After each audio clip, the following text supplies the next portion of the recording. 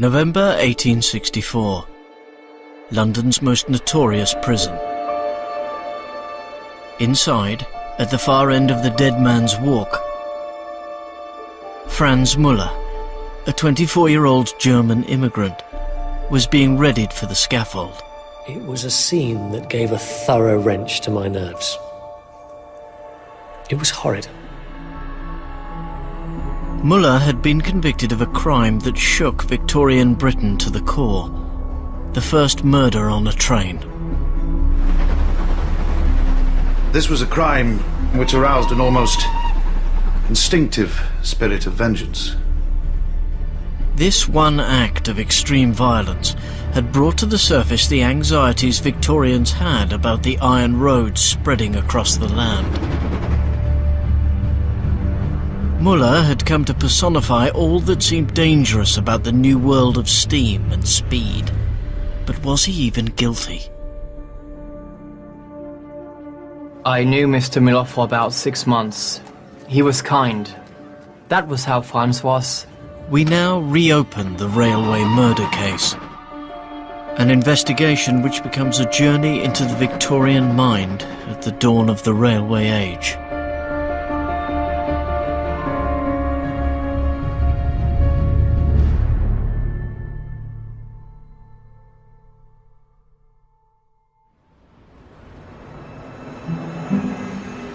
'21st century London, its streets shiny with glass and steel, also a city where the past is everywhere. This film brings Victorian London back to life. We recreate documents and images from the first railway murder. We meet the people who became caught up in this sensational crime. The words they speak are taken from court transcripts, letters and reportage, their own testimony and that of other 19th century witnesses. Frederick Wicks was then a young journalist. His search for the truth inspired him to follow this story right to the end. Now, Wicks is our guide, helping us to travel from the present day back to the 1800s. As news of the murder spread, a feverish fear emerged. It was said that no one knew when they opened a carriage door that they might not find blood on the cushion, that not a parent would entrust his daughter to the train without a horrid anxiety, that not a traveller took his seat without feeling how he runs his chance.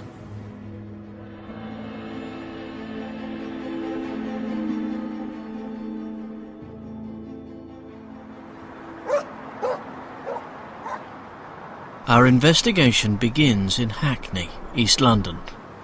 In the 19th century, a railway ran between this terrace and the main road behind. In 1864, on Saturday the 9th of July at 10:10 p.m, the crime was first discovered right here, as train driver Alfred Eakin later testified.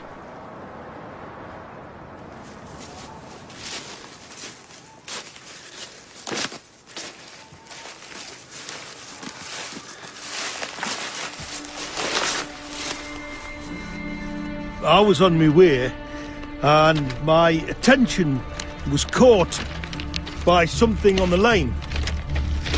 I stopped the engine as soon as possible and backed to the spot where the body was lying. He was lying on his back with his head towards Hackney. He was alive at the time. Victorian train drivers were the aristocrats of the new steam-powered world. Railwaymen like Eakin were also resourceful. The victim was quickly moved to the nearest available shelter. I found 4 or 5 people to help carry the body. Several other persons also came to help besides those who carried the body. I suppose there must have been a dozen altogether. The body was carried to the public house, the bottom of the railway embankment. Then called the Mitford Castle, the pub has since been renamed and remodelled. But behind the bar is a small room that has been left as it was 150 years ago.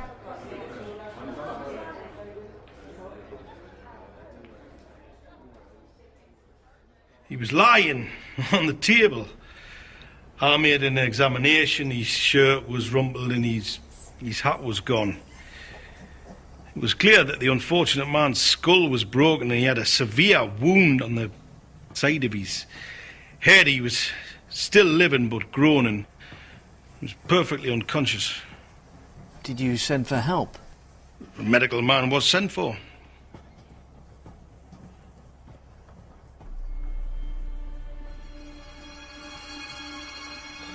Nobody knew who the body was, nor where he'd come from.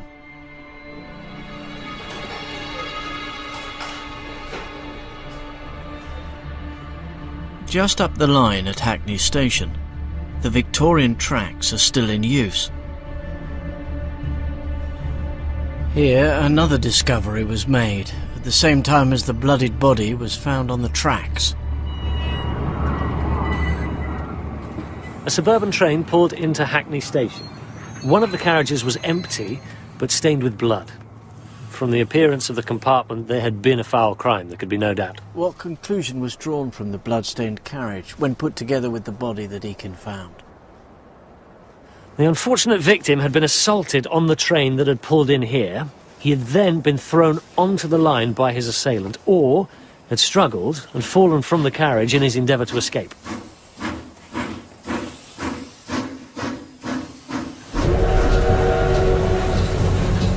The world's first steam locomotive had been built in Cornwall just 60 years earlier.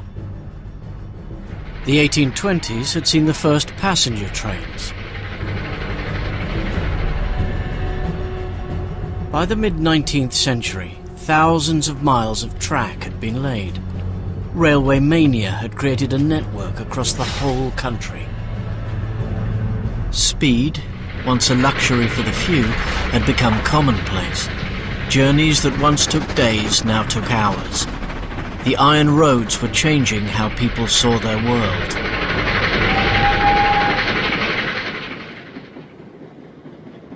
We feel we are approaching almost to the final extinction of space and distance. The surface of our country is shriveling in size. It will soon become not much bigger than one immense city. In 1864, the power of steam was a thrilling phenomenon. It was also terrifying.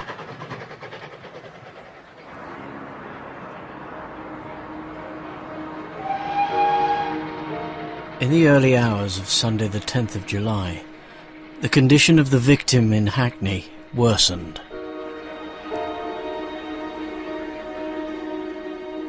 From letters found in his pocket, he was identified as Thomas Briggs.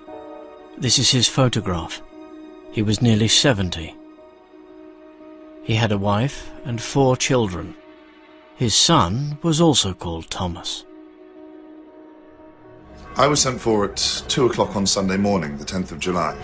Police constable called. I was told my father was then gravely injured and in the back room of a public house called the Mitford Castle. And naturally I went there directly. My father was then in a state of insensibility, covered with a blanket, his shirt open at the neck.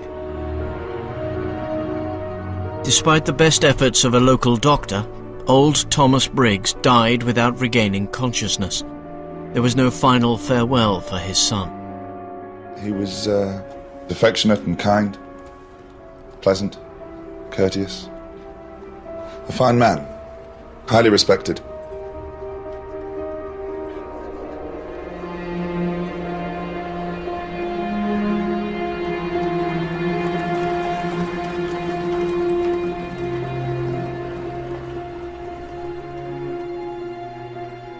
With Briggs's death, this was a murder, the highest and rarest criminal incident. Now, even this had happened in a railway carriage.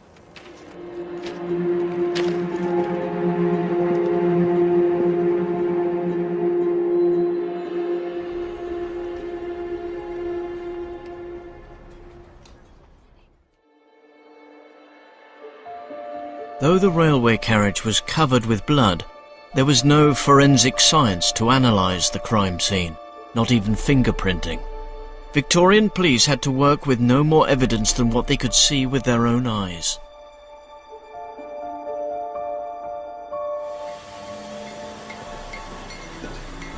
The police investigation was led by an up-and-coming detective. Inspector Richard Tanner was described by his colleagues as brilliant.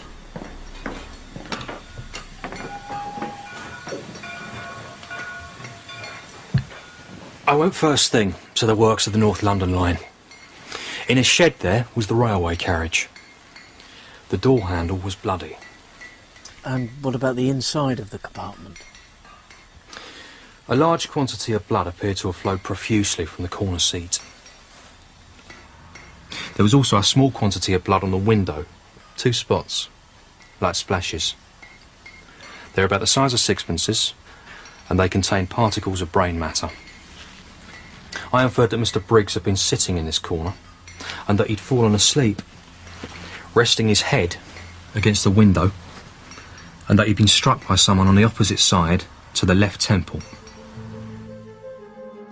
This murder appeared to be a sudden and unprovoked attack on a sleeping man.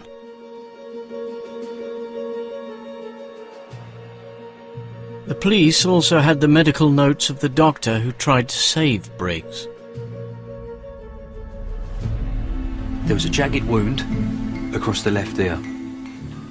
In front of that ear, there was another jagged wound. There were also 2 deep wounds to the temple. The medical notes suggested to the police how Briggs had ended up on the railway tracks. A distinction was made between the wounds on the side of the head and those to the temple. Those up above were attributed to some blunt instrument. I think that those wounds on the side of the head were owing to a fall. You're saying he fell, so it could have been an accident? Appearances would indicate that the murderer took Mr. Briggs to the door and threw him out.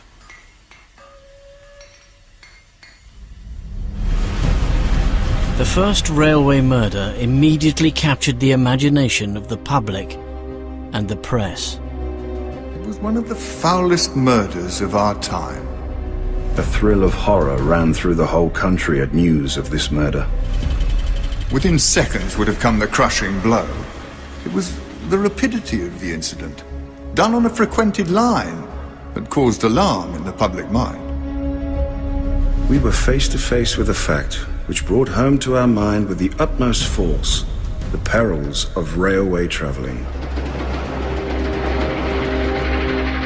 The new rail network meant that for the first time newspapers were available all over the country. Huge press empires were being created, and new readerships were often built on the back of true-life whodunits.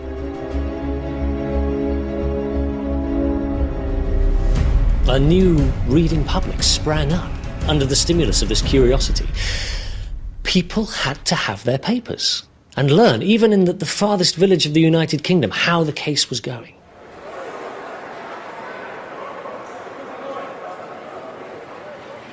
The mainline terminus at the heart of the railway murder case was the City of London's Fenchurch Street. 150 years ago, this was the start of a new suburban route called the North London Line. And here old Thomas Briggs had boarded the train on which he'd ridden to his death.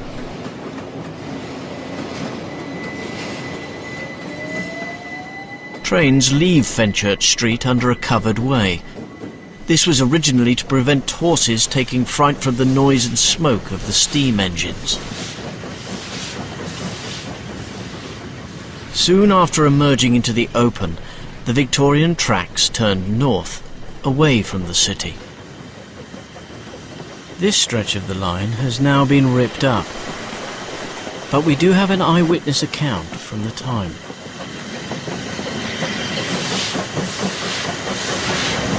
Pass through fields to Four Commons. begin to breathe a bit more freely. We've left behind the smoke of the chimneys.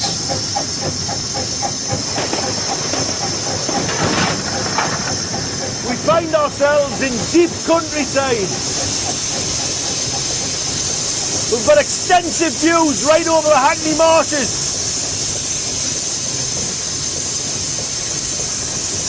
Then on the right rises the tower of the old Hackney church.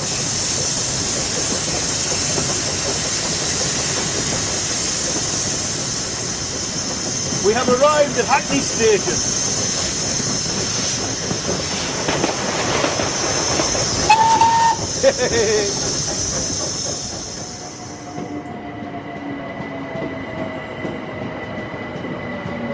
Hackney Station, where the blood-stained carriage was found, and where Briggs would have got off the train if he'd lived to complete his journey.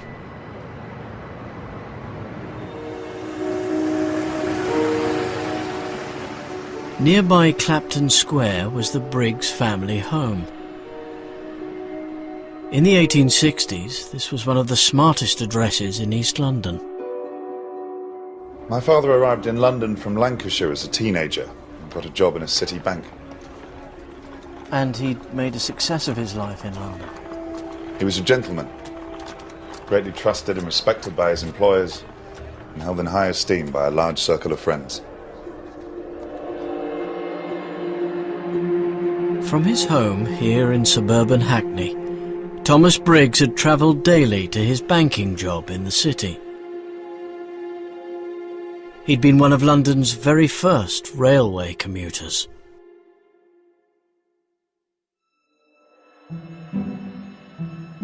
One aspect of Briggs's commute reveals a great deal about life in Victorian London. He'd always travelled first class, sitting in a private compartment that couldn't be accessed from the rest of the train. In the 19th century, the division between classes was meant to be impenetrable. The condition we live in is justly regarded as being one of the strangest ever seen in the world. We have more riches than any other nation, and London is full of wealth of every kind. But here there are also those steeped in the most abject poverty, sinking into the deepest degradation. Victorian London had no safety net. For those who fell, it was a long way down, to a separate world. There is no intercourse, and no sympathy between rich and poor. They are fed by different foods, they are ordered by different manners, and they are as ignorant of each other's habits, thoughts and feelings as if they were dwellers on different planets. One can only wonder that the whole crazy fabric still hangs together. The murder of Thomas Briggs suggested a new fear, that the train was crashing through class barriers. If we can be murdered thus, travelling first class for a mere step of a journey, we could be slain in our pure church, or assassinated at our dinner table. Panic was coursing along the rails.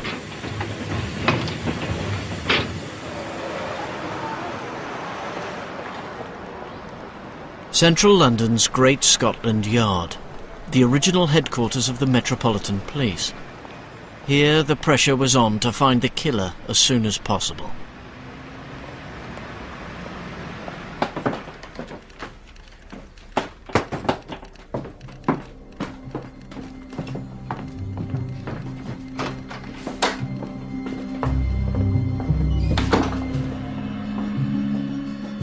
The police investigation of the crime scene produced a promising lead. Inspector Tanner reckoned he had the killer's hat. We took from the train compartment a bag, a stick and a hat. The bag and stick were both recognised as having belonged to Mr. Briggs, but the hat was not his. Mr. Briggs had been wearing a tall hat and that had disappeared, while this hat, found in the carriage, is a black beaver hat and lower in the crown than the high hat that Mr. Briggs was in the habit of wearing.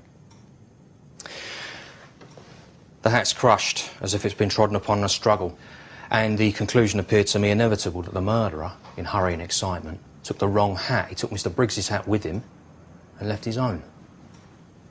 Though inexpensive, the hat was a new look, with a distinctive striped lining, which revealed the maker's name.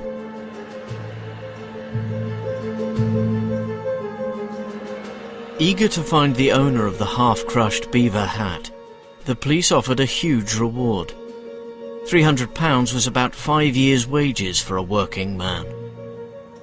I thought if I could discover the person who wore this hat on that night, I'd have found the murderer. Initially, the police's handling of the railway murder case was highly praised.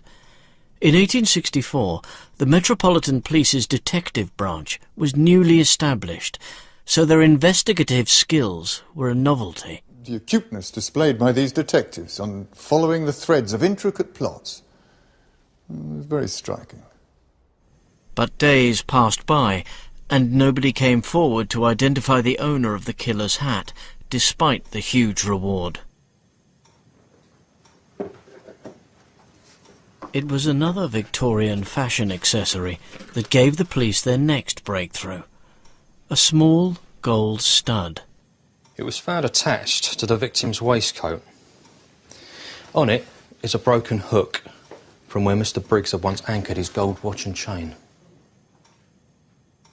It seems that Thomas Briggs was a victim of petty crime. This beloved old man was killed for a watch. At least this gave the investigation a trail to follow.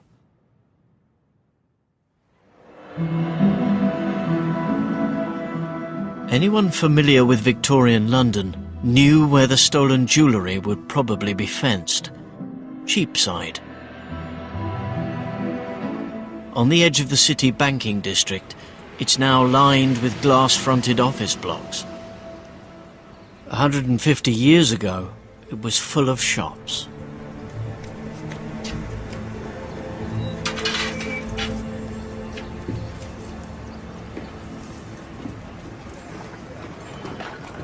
Cheapside is one mass of life. The greatest, busiest street in London, perhaps the world. It is as full of activity as a nest of vipers. There are tailors, shirt makers, tobacconists, and, above all, jewellers. Most jewellers were also pawnbrokers. They exchanged valuables for cash, no questions asked. Here was the nucleus of Victorian London's black economy.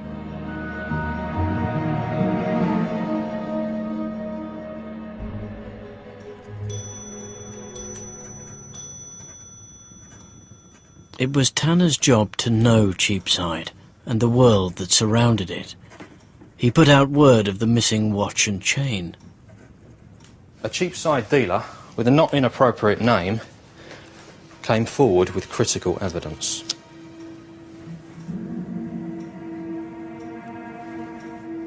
Deeth stated a man called at his shop selling a gold watch chain. It matched the watch chain worn by Mr. Briggs on the night of his murder.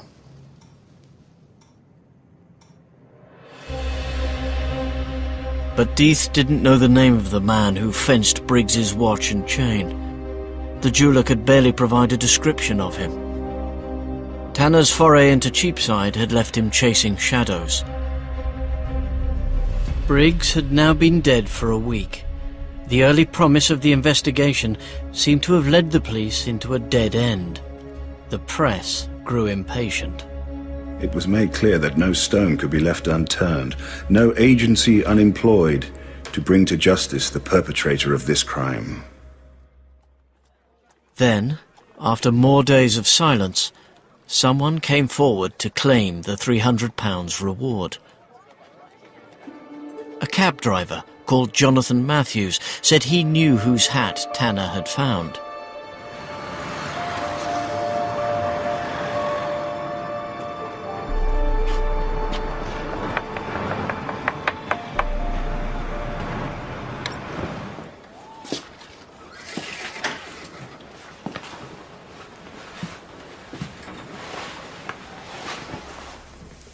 I had a new hat.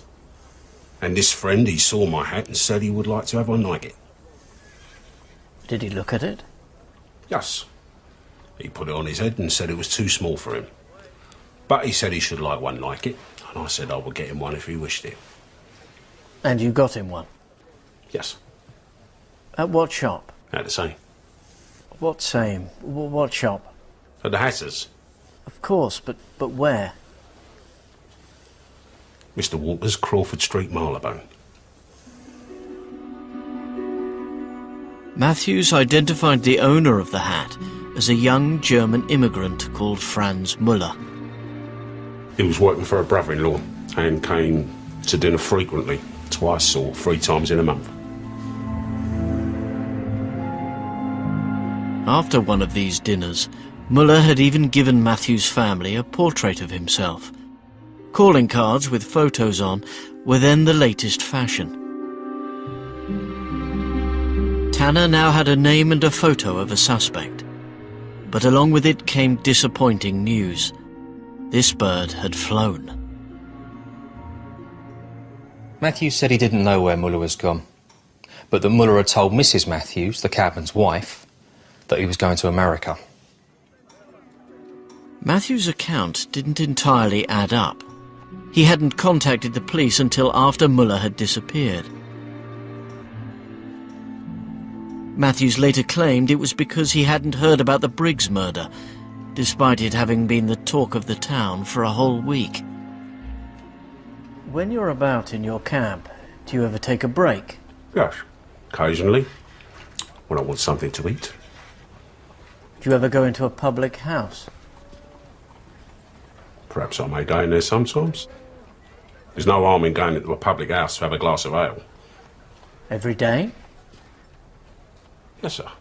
Well, I've got to loiter about for hours in all weathers, so I'm none the worse for drinking a pint of beer. Yet you never heard about the murder of Mr. Briggs? No? Do you take in a newspaper? Sometimes I do. Did you not see a paper from the 9th until the 15th of July?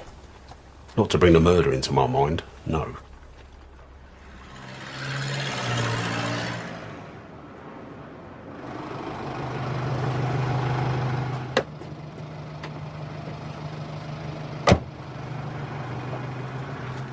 They are great readers of newspapers, the cabmen, and in this they devote themselves first of all to the police reports. I find it almost impossible to believe that Matthews is telling the truth when he says he knew nothing whatever about this before Friday.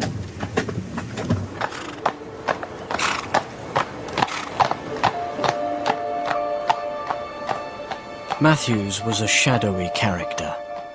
In his trade, survival depended on being ruthless and cunning. Because the economy of the Victorian streets was an energetic free-for-all. If a cabman sometimes overcharges a passenger quite often underpays a cabman.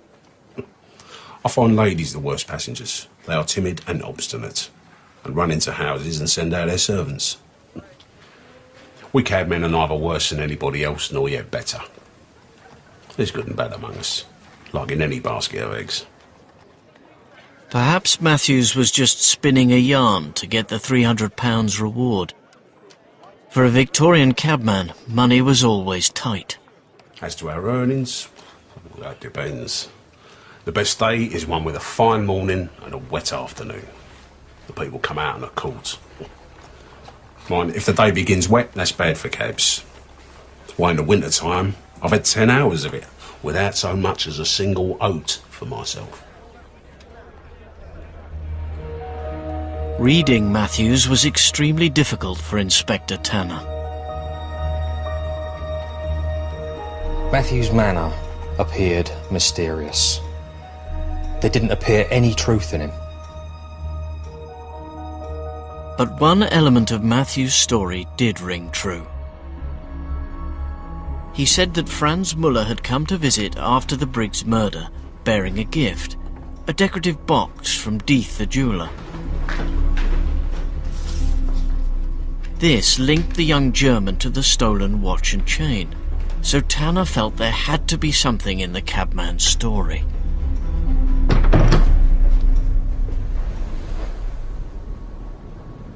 The police soon established that Muller had boarded a ship called the Victoria, part of the fleet that crossed the Atlantic carrying emigrants from Europe, hoping to make a fresh start in New York.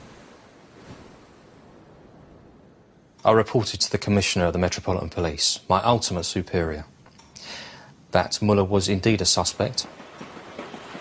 Then I left Euston Station for Liverpool. I sailed from there to New York. We were able to publish the gratifying intelligence that the police were, beyond any doubt, on the track of the murderer of Mr. Briggs. We took a load of apprehension off a lot of minds.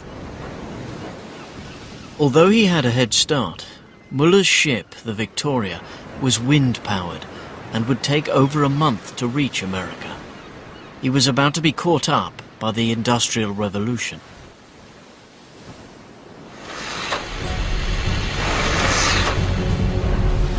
By 1864, there were steam-powered ships, which crossed the Atlantic in a fraction of the time it took a sailing ship.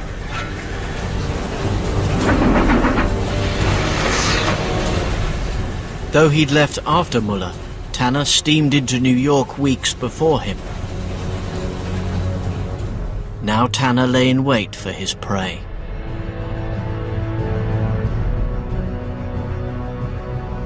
Muller made many mistakes, but his greatest was taking passage on a sailing ship. Even he must have known that if the police had alighted on the broad trail he'd left behind, that steam would frustrate his escape.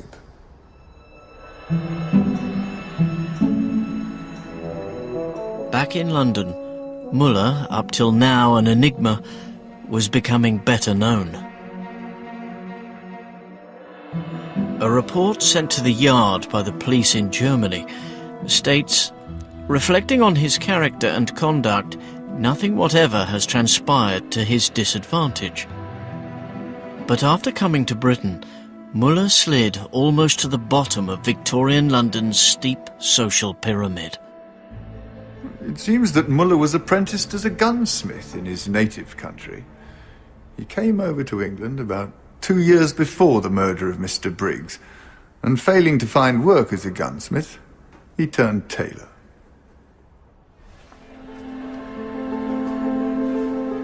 Johann Hoffer was also a German immigrant. He'd once worked alongside Muller and so was interviewed by the police.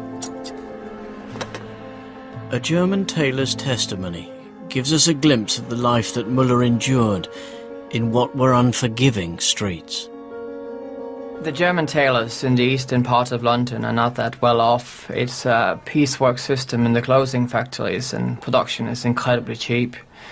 We make these coats for 8 pence each. Trousers and waistcoats are made for 3 to 4 pence. I very often have to work all night, but slave as hard as a mitre. I never can get out of debt. What is to become of a society in which it is not possible for the hard-working worker to support himself, let alone a family? It's not surprising that people who live such an existence despair of their future. You talk of despair. Might this have driven Franz Muller to murder? Franz was always very well conducted in every respect. I never heard of him getting into rows or committing any assaults. He was kind. Across the Atlantic, Muller breezed into New York Harbor on the 25th of August. He'd no idea the police were lying in wait for him. I found Muller on board the Victoria. I remember he said to me, "What's the matter?" And then what? The American police officer I was with said, "You are charged with the murder of Mr. Briggs," and I followed up with, "Yes, on the North London Railway between Hackney and Bow on the 9th of July. Muller said I never was on that line. Then I took possession of the effects of the prisoner. In particular, I took hold of a hat. I asked Muller, "Is this your hat?" He said, "Yes." "This is the hat." It was not a hat a poor tailor would wear, but a gentleman's topper made from silk. What's more, it tied Muller even closer to the crime scene. The topper matched the description of the one taken from Briggs on the night of his murder. I asked him how long he possessed it. He said about 12 months. What did you say in reply? I told him I should have to hold him as a prisoner. The hat from the crime scene had made Muller a police suspect. The hat in his luggage seemed to confirm his guilt in the public mind. The hat of the murdered man. If it was true that the hat of the murdered man had actually been found on the prisoner's person, it would have been idle to entertain any doubt as to his criminality. So far as anything that is done in secret can be certain, we were certain that Muller committed this crime. Tanner and Muller embarked for home together on an ocean liner. The two men shared quarters and seemed to have got to know each other on the 15-day passage. I told him that it was usual to place prisoners of his class in irons, but that I didn't wish to put him to any discomfort. If, therefore, he would promise to comply with my requests, I should not iron him. I supplied him with books to pass away the time. I lent him first Mr. Dickens's hilarious Pickwick Papers, then 2 volumes of David Copperfield. Muller behaved himself well. He could not have been a better conducted prisoner. Tanner and Muller's ship docked at Liverpool, from where they took the train south.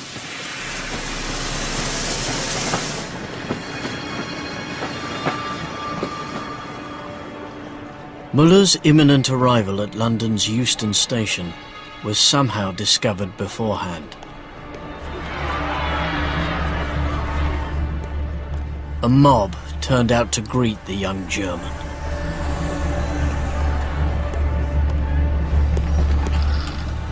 Muller's arrival here was a tumult.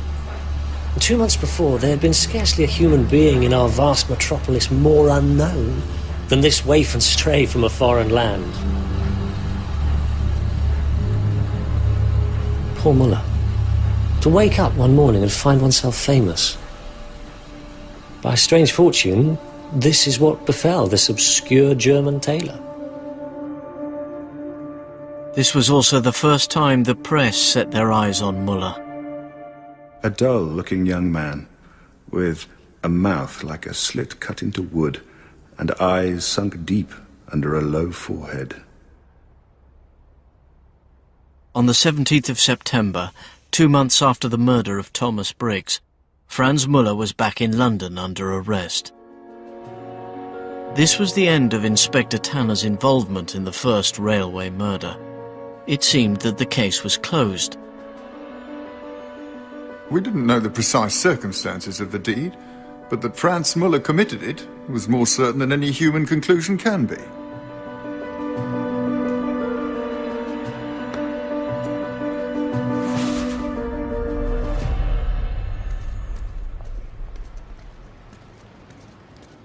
These London backstreets were where Muller was imprisoned while he awaited his trial. It was scheduled for a month after his return. Though a pariah to many, Muller's predicament meant he did attract some supporters. I considered Mr. Muller to be innocent of the crime, and resolved to save no trouble or expense to prove him being not guilty. Gottfried Kinkel was another German immigrant. He too had done time. He'd been imprisoned in his home country for rebelling against Germany's autocratic rulers. He'd escaped and had fled to Britain, where he'd become as well known as his fellow radical Karl Marx. Kinkel now became a leading figure in a group of influential Germans who tried to help Muller.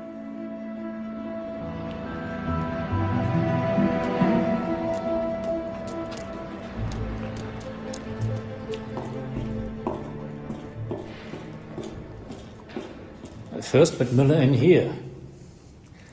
I explained that we were undertaking his defense, that he had friends.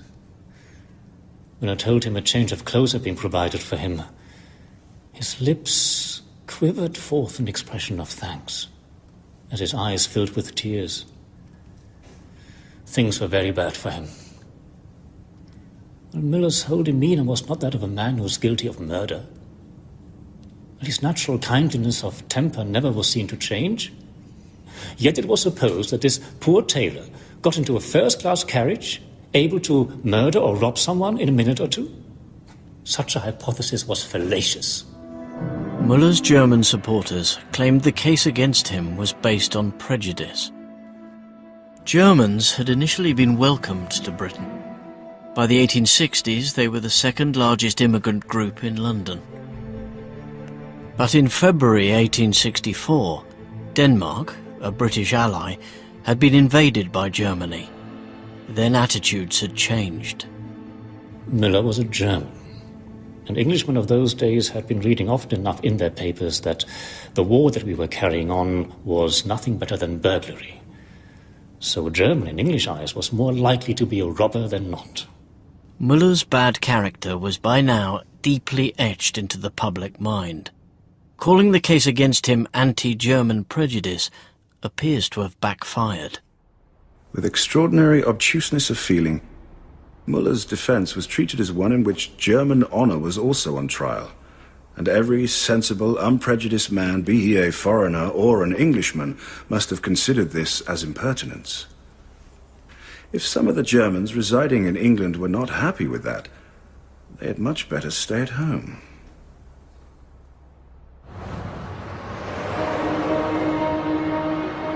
On the 27th of October, 3 months after Briggs was killed, Franz Muller stood trial for the first railway murder at London's Old Bailey, the most famous criminal court in Britain. A Victorian courtroom contained little that looks like justice to 21st century eyes. In the 1860s, someone accused of murder wasn't allowed to say a word in their own defense, other than to enter their plea. Muller's plea was not guilty, and the punishment Muller faced if convicted was death by hanging in public.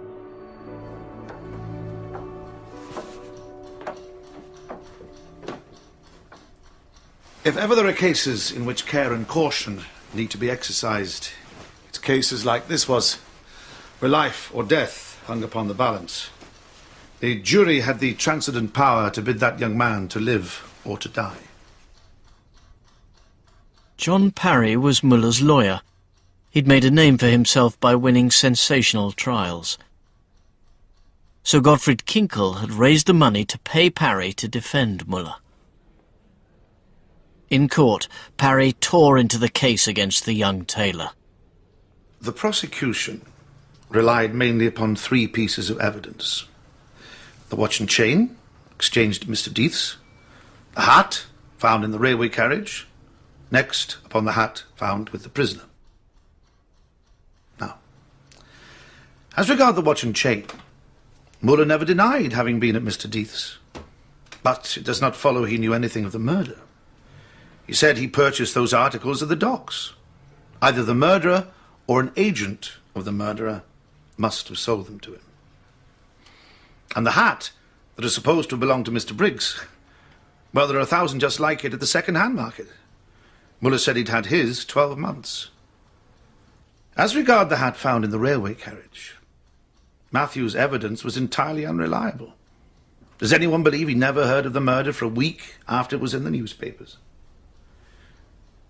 Matthews was evidently actuated by a desire to obtain the reward. That has animated his whole conduct.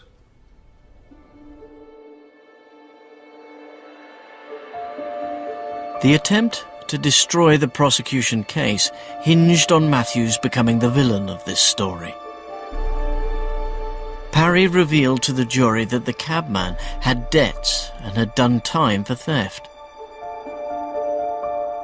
It was a catastrophic miscalculation of the public mood. I should be very wicked if I was not to admit suspicion has pointed towards Matthews. But I should be very sorry to see him charged with being a party to the murder. What is the imputation against Matthews? What is the object of advertising a reward if you do not want anyone to be influenced by them? And if you are to disbelieve every man who gives evidence because of a reward, at once and forever cease to give rewards for the purpose of detecting great offences.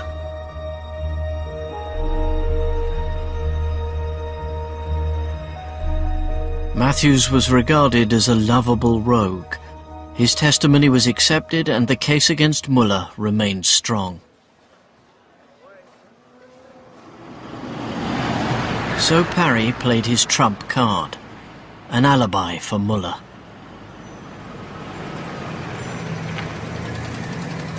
Camberwell, in South London, was miles away from the scene of the attack on Briggs.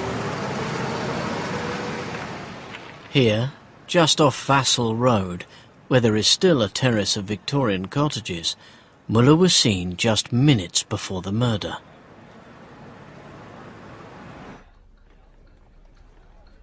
Did you know Mr. Muller? Yes, I met him 12 months before. Did you see him often? He asks, did you see him often? Yes. Yes. Mary Ann Eldred, a young deaf woman, was Muller's sweetheart. She testified along with her landlady, Elizabeth Jones. When was the last time you saw him? Before the 9th of July? He says, when was the last time... I met him on the Saturday preceding the 9th of July in Sheepstead. And did you see him on the 9th? The night that Thomas Briggs was murdered? I went out at 9 o'clock. Mary Ann wasn't at home. She had gone out at 9 o'clock and she'd been out about half an hour. Muller called to see her and found she wasn't at home. He stayed talking with me about 5 or 10 minutes at the door. I'm quite sure it's as much as 9:30 o'clock. He then left. Elizabeth Jones's testimony put Muller in South London only a few minutes before he was alleged to be killing Thomas Briggs in a train on the North London line. I'm quite sure it was Saturday evening, the 9th of July, about 9:30, that I saw that young man. I thought his name was Miller. And I used to call him a little Frenchman. I didn't know he was a German. Mary Ann used to say that he was a German, but I used to call him the little Frenchman. Parry's unveiling of an alibi was the first glimmer of hope for Muller in many weeks. But under cross-examination, another story emerged from behind this tale of a missed rendezvous with a sweetheart. Parry's key witness was exposed as a prostitute. Mary Ann Eldred was what is called an unfortunate girl. But moral indignation ought not to press too heavily on her head. We all know well what is going on in all the classes, from the highest to the lowest. Victorian London's sex industry was vast. There were an estimated 55,000 prostitutes, about 1 for every 20 adult men. What drove many women into prostitution was economic necessity. I had worked at shirt making. There. Buying for a fronted white shirt. I got 10p each for them. By working from 5 o'clock in the morning till midnight each night, I was able to do 7 in the week. This brought me to a profit of 15p. It stands to reason that no one can live, pay rent and buy clothes upon 15p a week. So I was forced to go out at night to make my living.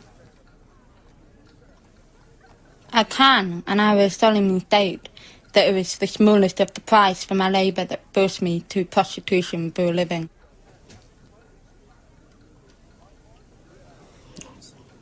Cruel to call them prostitutes.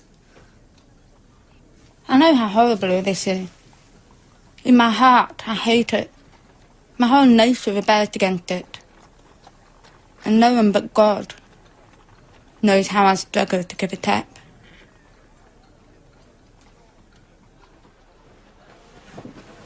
Mary Ann Eldred's admission of prostitution was devastating for the reputation of Elizabeth Jones. It became clear that Jones was no ordinary landlady, but was running a house of ill repute. Mary Ann Eldred. It was difficult to see her without feeling some compassion for the situation of life that she was in. But Mrs. Jones, someone who is living off the profits of such a calling, is about the most infamous of womankind.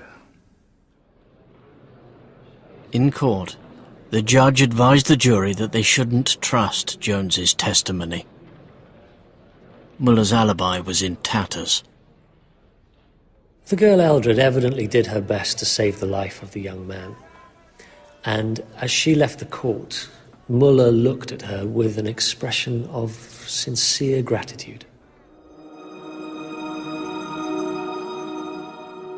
The trial lasted just 3 days. The verdict of the jury was that Muller was guilty of murdering Thomas Briggs. The judge passed a sentence of death by hanging.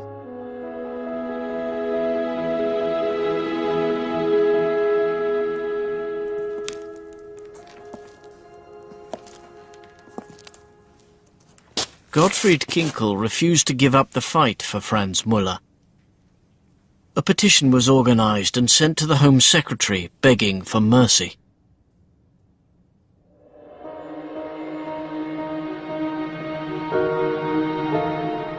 A delegation of Germans went to the Briggs home in Hackney. It was hoped that if the victim's family signed the petition, Muller's death sentence would be overruled. Refused entry, the Germans persisted. They waited on the doorstep for 45 minutes. You cannot doubt that the widow and children of a murdered man would have been the last to wish to see an innocent man punished. But I put it to you, we should have been spared so indelicate and ill-timed an appeal. It was foolish, unwarranted, and cruel. The Briggs family refused to meet the Germans. And the Home Secretary turned down Kinkel's appeal. Nothing could now save Muller from the rope.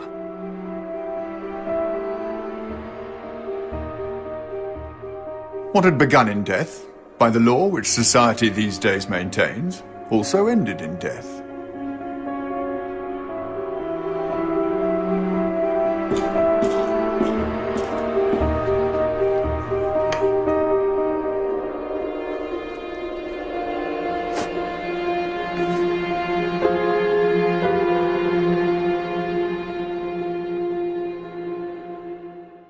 Early on the morning of the 14th of November, 3 months after the death of Thomas Briggs, Franz Muller was prepared for his execution, watched closely by the journalist Frederick Wicks. I remember it all as if it had occurred last week, and I believe I shall never forget it. The hangman was as quick in his movements as he was noiseless.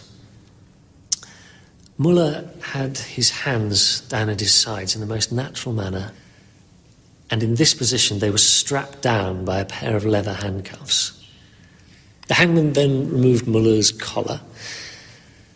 With gruesome delicacy, he tucked this into the waistcoat. It was horrid.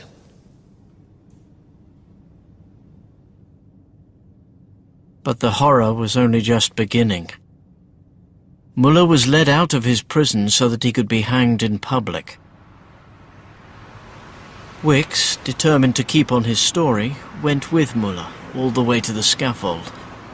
It was erected right here, between the Church of St. Sepulchre and the Old Bailey Courthouse across the road. The chaplain led the way to the scaffold, reading the burial service, and the hangman then led Muller up a flight of about 10 steps, and I followed. Perhaps my presence on the scaffold was regarded as an intrusion, but nothing to me seemed more proper. From up on the scaffold, Wicks had a condemned man's view of a judicial slaughter. 50,000 people came to see Muller hang.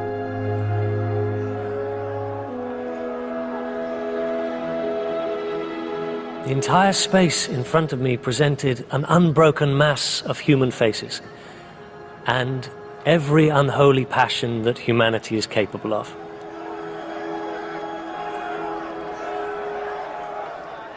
The mouths of all the myriads of dirty, yellow faces were open, and all the thousands of eyes upturned upon the spot where I stood. Meanwhile, the hangman put the rope round Muller's neck and tightened the slip knot just under his right ear. And last of all, he pulled a dirty yellow hood down over the man's head to his chin. He then stood aside. The priest continued to beseech Muller to confess his crimes, but Muller preserved the same stolid, unimpassioned manner that had characterized his attitude throughout. I stood just behind him as the drop fell. Then a movement, so slight it could scarcely be called a movement, but rather an almost imperceptible muscular flicker went through Muller's frame.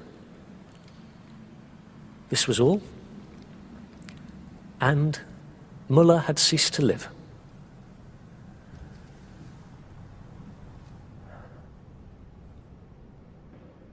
But just before he died, Muller, up till then silent in this story, had finally spoken. It was as he was launched into eternity that Muller gave his infamous last words. He spoke in German, "Ich habe es getan." I am told this means, I did it.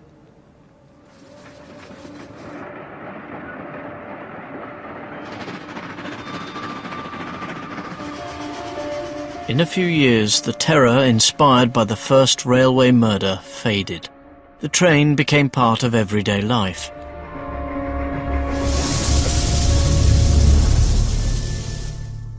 For Inspector Richard Tanner, finding and capturing Muller was the highlight of his career. He died soon after, aged just 41. Gottfried Kinkel, the former revolutionary, founded London's only German-language newspaper. He never returned to his native country. The cabman Jonathan Matthews got the £300 reward for providing the information that led to Muller's arrest, but it was all swallowed up by his creditors. There is no record of the fate of Mary Ann Eldred, but the prospects of a Victorian prostitute were for a short and miserable life. Frederick Wicks became a notable writer and newspaper owner.